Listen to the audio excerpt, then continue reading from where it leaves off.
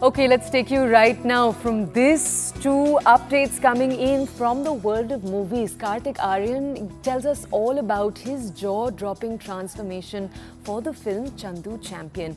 He's also shared with us some of what he says are the secrets or his own mantras and tells us a little bit like what it's like to have made these achievements at this age. Take a look. This is an entire interview.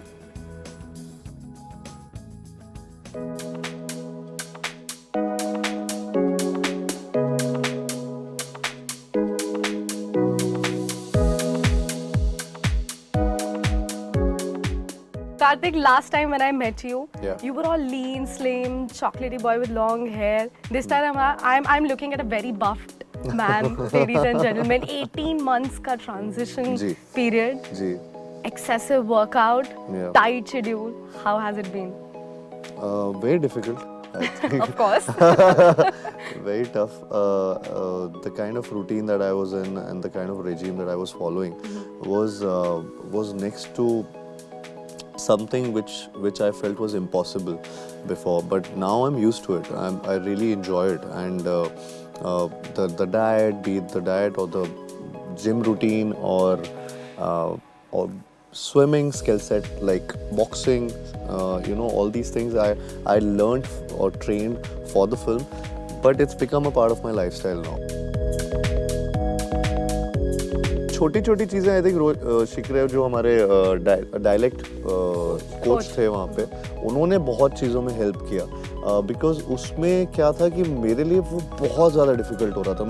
मुझे आदत है हिंदी में मैं सोचता भी हिंदी में हूँ, तो मेरा एकदम वो प्रॉपर सेंटेंसेस बनते हैं. तो अभी मैं जब हिंदी मतलब अब मैंने क्या किया कि मैं इससे पहले फ्रेडी कर रहा था उसके बाद मैं सत्य प्रेम की कथा जिसमें गुजराती बॉय प्ले कर रहा, यहाँ पे मैं मराठी डायलेक्ट में, तो मेरा हिंदी अब गड़बड़ होने लगा है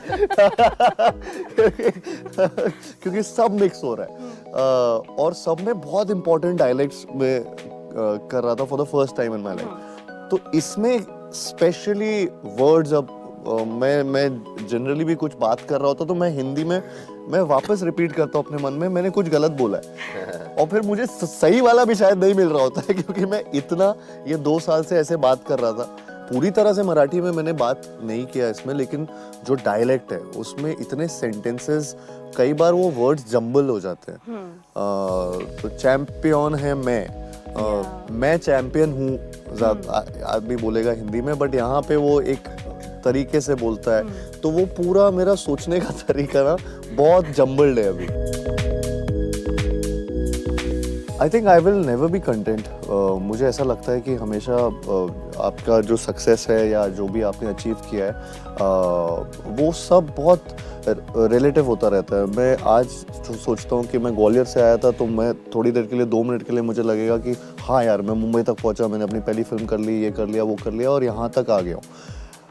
पर फिर थोड़ी देर बाद मैं सोचूंगा कि अभी मुझे इसके बाद ये भी अचीव करना है, वो भी अचीव करना है, तो मुझे लगा अरे अभी तो मैंने कुछ भी अचीव नहीं किया है, मुझे यहाँ तक पहुँचना है. तो वो गोल्स हर बार हर फिल्म के साथ हर मोमेंट के साथ वो चेंज होते रहते हैं एंड आई थिंक वही उसका मज़ा भी है उसमें. आई रियली फील कि मैं जिस दिन ये सेटिस्फाई हो जाऊँगा मेरे से काम ही नहीं होगा. तो मैं शायद से वो जिटरीनेस मेरे अंदर है, मैं एंशियस रहता हूँ, थोड़ा सा नर्वस रहता हूँ, एक्साइटेड रहता हूँ, ये सारे जो मिक्सचर इसीलिए क्योंकि मैं चाहता हूँ कि अच्छा अगला मुझे फ्यूचर नहीं पता है कि अच्छा ये चीज़ का रिजल्ट क्या आने वाला है. वो हर बार एक एग्ज़ाम दे रहा हूँ और मैं चाह रहा हूँ कि मेरे एग्ज़ाम बढ़ते रहें और मैं उसमें और बेटर करता रहूँ score. So it's a race जिसकी कोई फिनिश लाइन नहीं है. वो अगर वो फिनिश लाइन होती तो वो आई थिंक वो कब का शायद पैकअप हो गया होता मेरा. And to for all the outsiders जो एक्चुअली में मुझे ऐसा लगता है कि मैं बहुत ऐसे लोगों से मिलता भी हूँ क्योंकि वो लोग रिलेट भी कर पाते हैं. कई बार कोई इवेंट्स पे मिलते हैं, कई बार कोई फ़ैन कहीं पे किसी को एक्टर बनना है, किसी को कुछ और भी बनना है लाइफ में. मुझे एक्चुअली लगता है कि मैं सिर्फ एक ही चीज़ उनको बोलता रहता हूँ कि दे शुड नॉट मतलब सेल्फ डाउट एक बहुत हमारे अंदर कई बार आता है, वो आई थिंक हटाना बहुत मुश्किल काम होता है, लेकिन वो ज़रूरी है कि उस चीज़ को आप अपने हार्डवर्क से पूरी तरह से हटा सकते हो.